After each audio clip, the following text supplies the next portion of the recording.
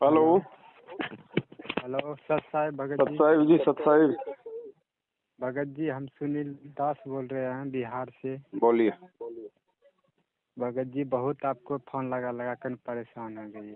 बताइए, अब लग गया, बता दीजिए। भगत जी शंखा समाधान है। बताओ बताओ।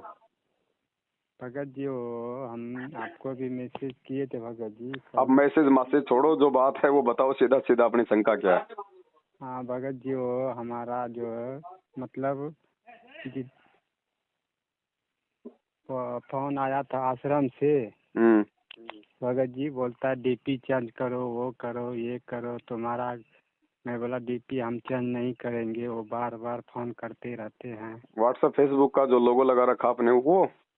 हाँ भगत जी हाँ। उसको बोलो ना कि मोबाइल तेरे बाप ने दिलाया था क्या, इसका रिचार्ज तेरा मामा करवाता है क्या है? मेरी जैसे मर्जी है, मैं सलमान खान का फोटो लगाऊं, गुरुजी का लगाऊं या सात संगति का लगाऊं, तू कौन होता है मेरे को बोलने वाला? बोलना सीखो जी भगत जी, टकाटक जवाब दो। हम किसी के गुलाम नहीं है, परमात्मा के गुलाम है। हाँ भगत जी यही बोला। मैं बोला भगत सीधा जी बोलो, और हमने क्या। दोबारा इधर फोन नहीं करने का रे। हाँ सीधा इसलिए मैं बोलने का। उसको फोन उठाता नहीं है। वो कितना बार किया, हाँ, हम फोन भी नहीं उठाते, उसको छोड़ दिया। नहीं और फोन मेरा उठाने वो का, सीधा जवाब देने का, डरने का काहे को? अब देखो, मैं इधर और बॉम्बे आया तो मैं तो बॉम्बे सीख गया। बॉम्बे वाला भाषा सीख गया। हाँ, हाँ तो सीधा बोलो भगत जी, डरने का नहीं।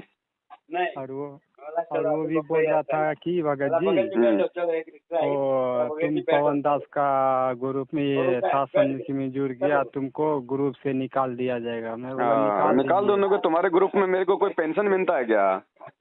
हाँ हाँ? निकल जाओ। मेरे को ऐसे लोगों के साथ नहीं रहने का जो मूर्ख हैं।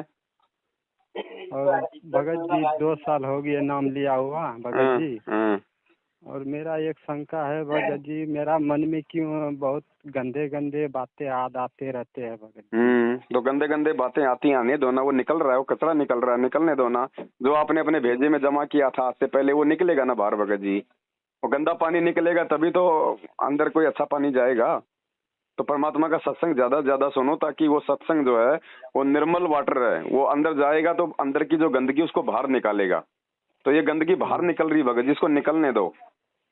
हाँ भगत जी वो मतलब नहीं भगत जी, हम लोग अभी आंध्र प्रदेश में जॉब कर रहा है भगत जी। हम्म। मतलब वो समुंदर लाइन में छोटा छोटी जहाज रहते हैं ना भगत जी, हम्म। उस पे हम लोग जॉब कर रहा है। अच्छा। मतलब कोई अपना माँ बहन रोड पे जाते हैं ना, उसके प्रति एक मतलब दूसरे भावना मेरा मन में आते रहता है। बाद में मेरे को पछतावा होता है मैं क्या कर रहा है। तो ये सत्संग ज्यादा सुनने से धीरे धीरे ये रोग ठीक होता है भगत जी। ये पांचों विकार सबके अंदर हैं, नाम लेते ही कोई जो है कागभूषण नहीं बन जाता है, समय लगता है भगत जी। हाँ 2 साल हो गया है ना? भगत जी। लॉकडाउन स्टार्टिंग में नाम लिए थे ऑनलाइन से। हम्म। और मेरा बिहार भागलपुर से भी आश्रम से फोन आता है और महाराष्ट्र से भी आश्रम से फोन आता है। अभी आपको पता है बिहार का स्टेट कोऑर्डिनेटर कल मर गया, हाँ भगत हार्ट जी अटैक आपका आ वीडियो गया। देखा मैं। तो जब फोन आए तो उनको बोला, रे यार तुम लोगों की संगति में हमको क्या फायदा रे, जब तुम्हारा स्टेट कोऑर्डिनेटर ऐसा दुर्गति से मर रहा है, हमारा क्या होगा तुम्हारी संगति करके? सीधा बोलो ना हाँ उनको। बोल दिया अभी भगत जी, उसका भी फोन अभी भी आया। इसके लिए मैं कल से आपको भी फोन किया, आज हाँ, भी किया। बोला यार तुम कोऑर्डिनेटर ही ऐसा मर रहे हो तो हमारा क्या होगा तुम्हारी संगति करके? हमको तुम्हारी संगति नहीं करनी, हमको साथ संगति करनी है। हाँ भगत जी। सीधा बोलो, घबराने का नहीं, परमात्मा हमारे साथ है। जी जी भगत जी। ठीक है भगत जी। बाकी गंदे विचार आते हैं तो कोई बड़ी बात नहीं है, गंदे विचारों को जीवन में लागू मत करो बस। बाकी तो जो गंदगी है बाहर निकलेगा। अब जब हम लोग खाना खाते हैं तो कितना अच्छा लगता है, वही खाना जब जब वोमिट होता है, उल्टी होता है, तो कितना बेकार से बाहर निकलता है ना। लेकिन वो गंदगी वो बाहर निकलेगा तो ही अंदर शांति आएगा। तो जो गंदे विचार जो मन में आते हैं ना, ये पहले का जो जमा जो गंदगी है ना, वो धीरे धीरे निकलता है। तो इससे ज्यादा इससे हमारे को परेशान नहीं होना चाहिए।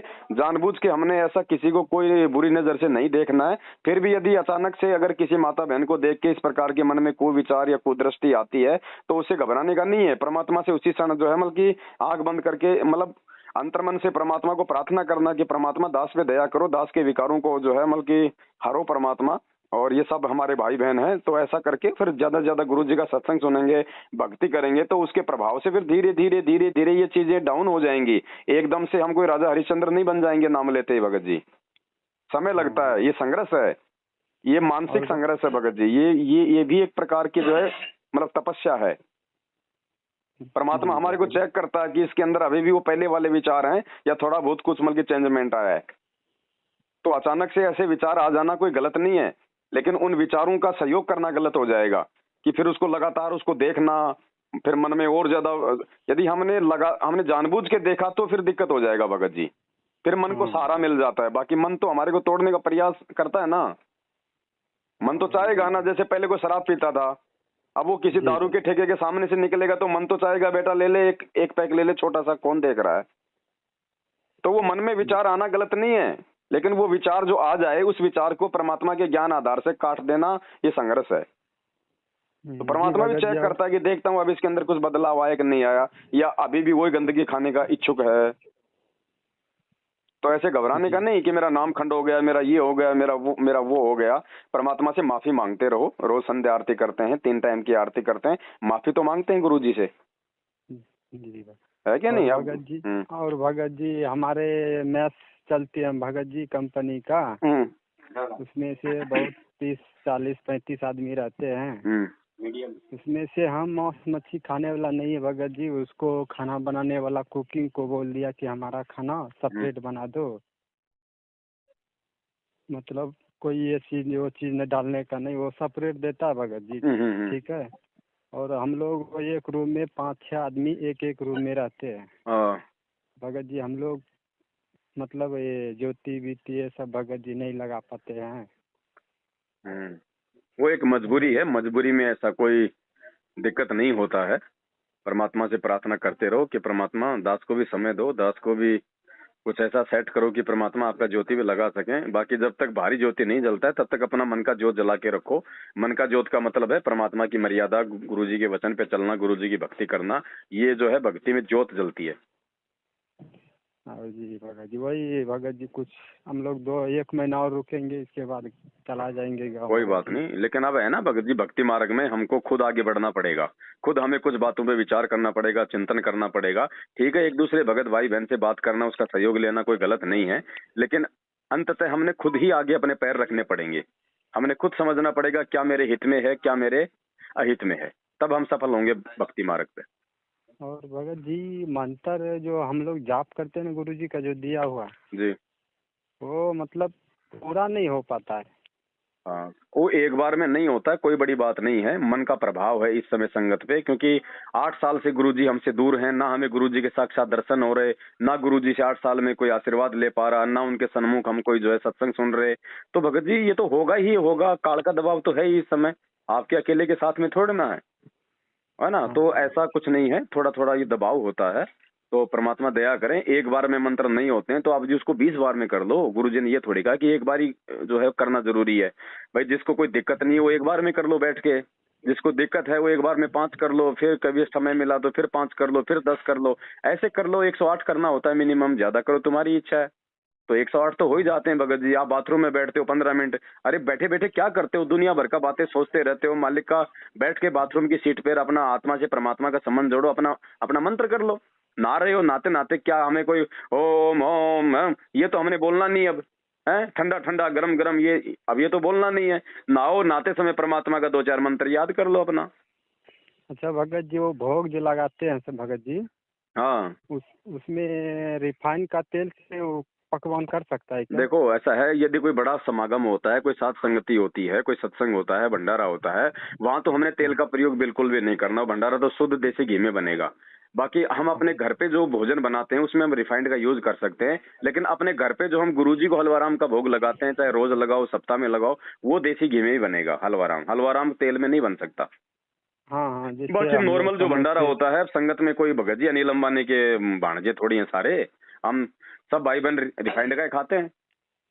हाँ, जैसे पूरी बीड़ी बनाने का वो रिफाइंड का खाते हैं, इसीलिए तो भगवान ने हमारे को अन्नदेव की आरती दी है, इसलिए तो हम रिफाइंड का अन्नदेव को भोग लगाते हैं। लेकिन पूर्ण परमात्मा सतगुरु को जो है भोग जो लगता है वो केवल शुद्ध देसी घी का ही लगता है भगत जी।